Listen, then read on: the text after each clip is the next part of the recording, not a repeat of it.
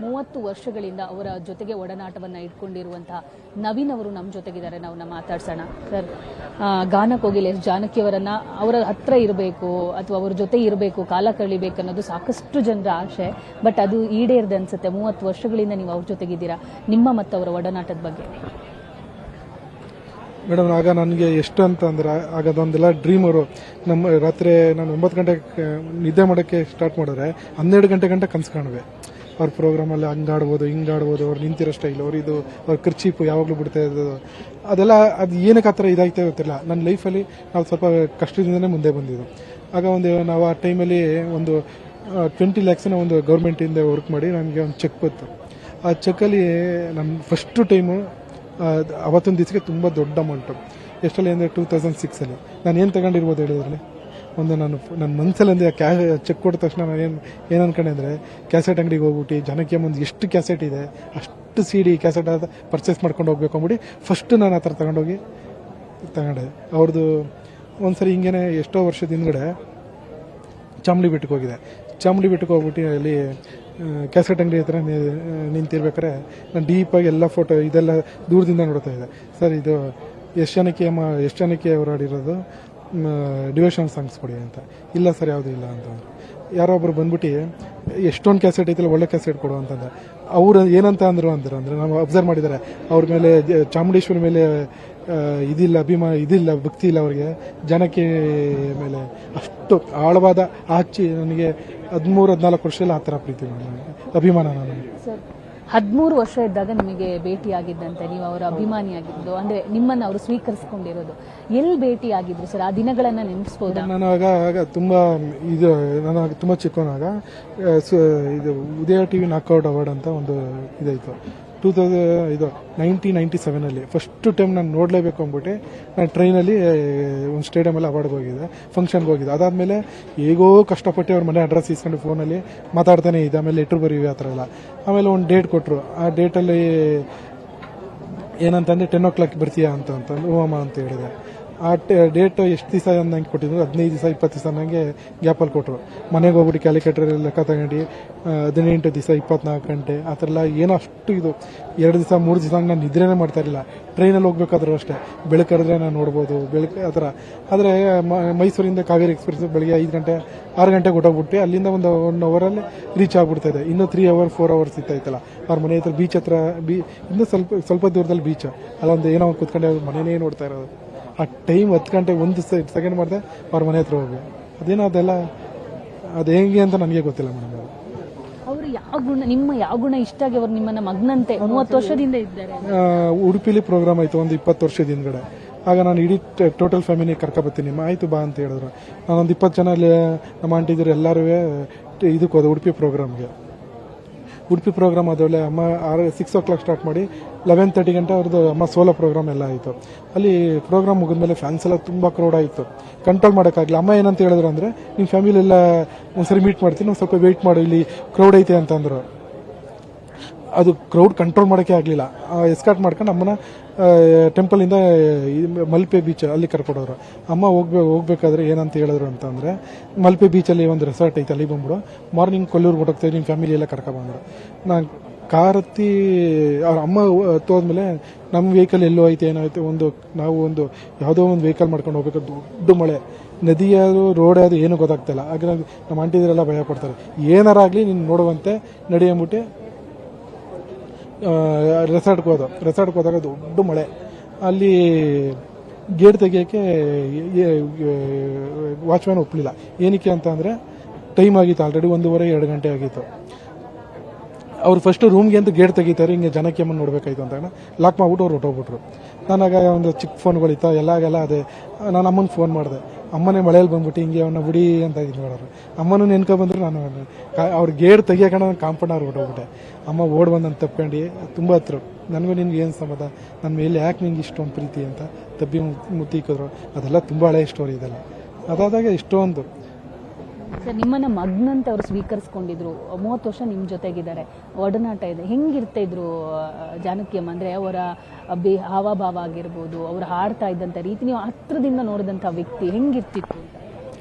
Madam ಏನಂತಂದರೆ, ನಾವು ಅವ್ರ ಮನೆಗೆಲ್ಲ ಹೋದರೆ ಒಂದೊಂದು ವೀಕ್ ಉಳ್ಕೊತಾ ಅಮ್ಮ ಬಂದರು ಅಷ್ಟೇ ನಮ್ಮಲ್ಲೆಲ್ಲ ಉಳ್ಕೊಂಡಿದ್ದಾರೆ ಸಾಕಷ್ಟು ಸರಿ ಹೋಟೆಲ್ ಉಳ್ಕೊಂಡಿದ್ದಾರೆ. ಅವ್ರಿಗೆ ಅಲ್ಲಿರೋದಕ್ಕಿಂತ ಅಲ್ಲಿ 10%ಇಂದ 90% ಮೈಸೂರೇ.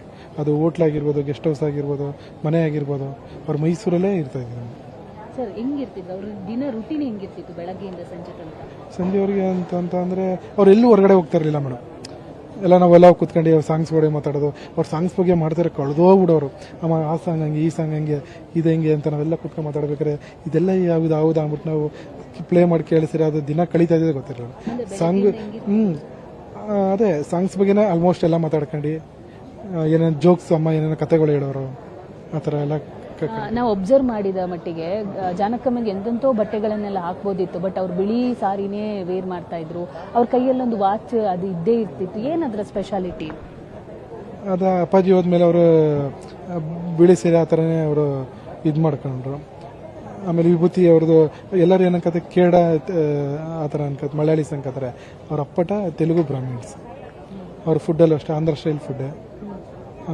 ಒಂದು ಶಿಸ್ತು ಊಟದಲ್ಲಾಗಲಿ ಒಂದು ಇದಾಗಲಿ ಅದೊಂದೆಲ್ಲ ಶಿಸ್ತು. ಎಲ್ಲರ ಅವರು ಬೆಲ್ಟ್ ವಾಚ್ ಯಾವಾಗಲೂ ಕೈಯಲ್ಲಿ ಇರಬೇಕಾಯ್ತು ಮೇಡಮ್. ಕೈ ಒಂದು ಕರ್ಚೀಪು, ತಲೆಗೆ ಏರ್ ಪಿನ್ನು, ಆಮೇಲೆ ಒಂದು ಕೇರಳ ಸ್ಟೈಲಲ್ಲಿ ಅವರು ಇದು ಮಾಡ್ತಿರೋದು ಒಂದು ಏನೋ ಅವ್ರದ್ದೊಂದು ಶಿಸ್ತು ಮೇಡಮ್ ಅದು. ಸರ್ ಎಷ್ಟು ದಿನದಿಂದ ಅವ್ರಿಗೆ ಹುಷಾರಿಲ್ಲದೆ ಇತ್ತು? ಸೊ ನೀವು ಅವರ ಕೊನೆ ಕ್ಷಣಗಳಲ್ಲಿ ಇದ್ರಿ. ಎಷ್ಟು ಸರಿ ಅವ್ರಿಗೆ ಹಾರ್ಟ್ ವೀಸಿಂಗ್ ಪ್ರಾಬ್ಲಮ್ ಇತ್ತು, ತುಂಬ ವರ್ಷದಿಂದನೇ ಇತ್ತು.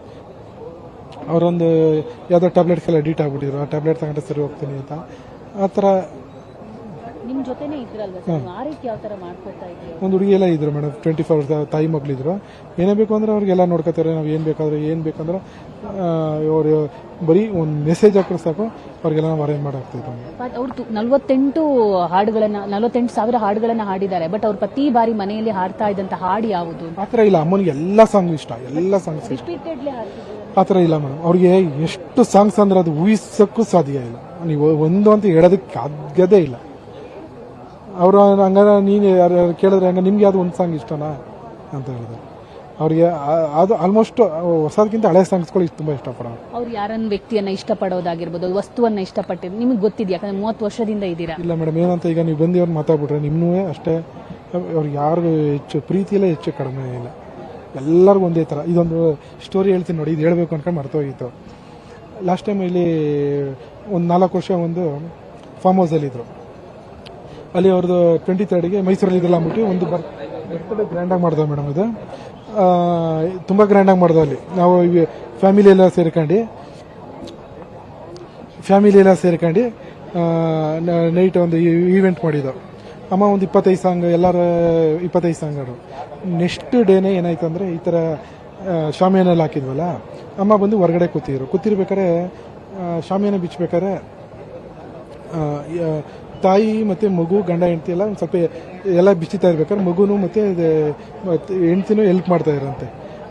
ಅಮ್ಮ ಏನು ಮಾಡಿದ್ರೆ ಹೋಗ್ಬಿಟ್ಟು ಅವ್ರಿಗೆ ಮಗುಗೆ 500 ರೂಪೀಸ್ ಕೊಟ್ಬಿಟ್ಟು, ಹಿಂಗೆ ಮಗು ಕೈಲೆಲ್ಲ ಕೆಲಸ ಮಾಡ್ಬೇಡ, ಏನೋ ಏಟ್ಬಿಟ್ಟು ಏನು ಮಾಡೋದು, ಮಗುನ ಓದಿಸು ಅಂದ್ಬಿಟ್ಟು ಹೊಸ್ಲು ದಾಟ್ಬೇಕಾದ್ರೆ ಜಾರು ಬಿದ್ದುಬಿಟ್ಟು ಅವ್ರಿಗೆ ಇದಾಗಾಯಿತು ಮೇಡಮ್.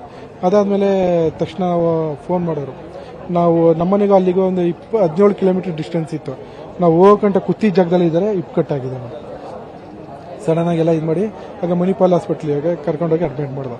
ಎಲ್ಲ ಇದಾಗಿರ್ಬೇಕಾದ್ರೆ ತುಂಬ ಕಷ್ಟಪಟ್ಟರು. ಆಗ ಒಂದು ಸಫರ್ ಮಾಡಿದ್ರು. ಆಗ ಒಂದ್ಸರಿ ಬ್ಲಡ್ ಚೆಕ್ ಮಾಡ್ಸೋಕ್ಕೆ ಒಂದು ಡಾಕ್ಟರ್ಸ್ ಬಂದರು. ಅವರಿಗೆ ನರ ಸಿಗ್ತಾ ಇರಲಿಲ್ಲ, ಇಂಜೆಕ್ಷನ್ ಕೊಡೋಕ್ಕೆ ಅವ್ರಿಗೆ ನರ ಸಿಗ್ತಾ ಇರಲಿಲ್ಲ. ನರ್ಸ್ ಬಂದ್ಬಿಟ್ಟು ಅಮ್ಮನಿಗೆ ಸಿರಂಜ್ ಚುಚ್ಚುತ್ತಾ ಇದ್ದಾರೆ. ಅಮ್ಮನಿಗೆ ತುಂಬ ಕಷ್ಟಪಡ್ತಾವ್ರೆ. ಒಂದು ಸರಿ ಯಾಕೆ ಇದು ಹುಡುಕಿದ್ರು, 2 ಸರಿ ಹುಡುಕರು, 4 ಸರಿ, ನನಗೆ ತಡೆಯೋಕ್ಕಾಗ್ತಿಲ್ಲ. ಅವ್ರು ಬೈಯಷ್ಟು ಕೋಪ. ಅದೇನೋ ನನಗೆ ಅದು ಪ್ರಾಬ್ಲಮ್ ಅಂದ್ಬಿಟ್ಟು ಇಬ್ಬರು ಹುಡುಗರು ಸಿಸ್ಟ್ ಒಂದು ಬಾಯಿ ಮತ್ತು ಗಲ್ಗೆ, ಕಂದ ನೀನು ಅವಾಗಿಂದ ಕಷ್ಟಪಟ್ಟು ನಂಗೆ ಚುಚ್ಚಿದ್ದೀರ, ನಂಗೆ ಇದು ಪ್ರಾಬ್ಲಮ್ಮು, ಚೇರ್ ಹಾಕಿ ನೀನು ಕಂಫರ್ಟೇಬಲಾಗಿ ಇದು ಮಾಡು ಅಂತ ಆ ನೋವಲ್ಲೂ ಸಹ ಅವ್ರಿಗೆ ಹೇಳ್ತಾರೆ. ಸರ್, ನಿಮ್ಮನ್ನ ಇಷ್ಟಪಟ್ಟವ್ರು ಏನು ಅಂತ ಕರೀತಾರೆ? ಯಾಕಂದ್ರೆ ಮಗನಂತೆ ನಿಮ್ಮನ್ನ ಸ್ವೀಕರಿಸಿದ್ದವರು. ಎಲ್ಲರಿಗೂ ನನಗೆ ಅಂತಲ್ಲ, ಎಲ್ಲರಿಗೂ ಕಂದ ಅಂತ ಕರೆಯೋರು. ಸರ್, ಕೊನೆ ಕ್ಷಣಗಳಲ್ಲೂ ಅವರು ಕೂಡ ನಿಮ್ಮ ಫಾರ್ಮ್ ಹೌಸ್ ಅಲ್ಲಿ ಅವರ ಅಂತ್ಯ ಸಂಸ್ಕಾರ ಆಗಬೇಕು ಅಂತ ಅನ್ಕೊಂಡಿದ್ದಾರೆ. ಮಗ ಇದ್ದಾರೆ, ಸೊಸೆ ಇದ್ದಾರೆ, ಮಗಳಿದ್ರು ಕೂಡ ನವೀನ್ ಅವರ ಫಾರ್ಮ್ ಹೌಸ್. ಈ ಬೇಡಿಕೆ ಯಾಕೆ? ಅವ್ರು ಏನಾದ್ರು ಹೇಳ್ಕೊಂಡಿದ್ರ?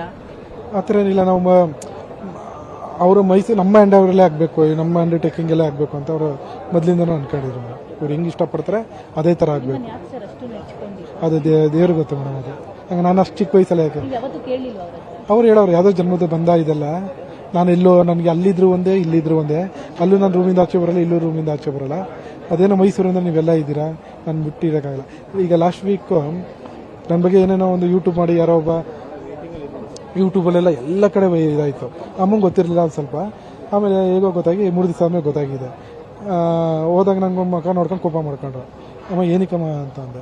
ನಿಮ್ಮ ಬಗ್ಗೆ ಯಾರು ಎಲ್ಲ ಇದು ಮಾಡಿದ ಅಪಪ್ರಚಾರ ಮಾಡಿದ್ದಾರೆ, ಅವ್ರು ಇಲ್ಲ ಏನು ಸಿಗ್ತಿದೆ ನನ್ನ ಮಗನಿಗೆಲ್ಲ ಫಸ್ಟ್ ಮಾಡ್ತಾಯಿದ್ರು, ಈಗ ನಿನ್ನ ಮೇಲೂ ಮಾಡಿದ್ದಾರೆ, ನನಗೆ ಈ ಊರಲ್ಲಿ ಇರೋದೇ ಬೇಡ, ಕಾಡು ಕೊಟ್ಟೋಗ್ಬಿಟ್ಟು ಇದ್ದು ಬಿಡ್ತೀನಿ ಅಂತ ಅಂದರು. ಅದಕ್ಕೆ ಅಮ್ಮ ಕಾಡಲ್ಲಿ ಹೋದರೆ ನೀವು ಒಬ್ಬರೇ ಹೆಂಗಮ್ಮ ಇರ್ತೀರಾ ಅಂದರೆ, ನಿಮ್ಮನ್ನೆಲ್ಲ ಕರ್ಕೊ ಹೋಗ್ತೀನಿ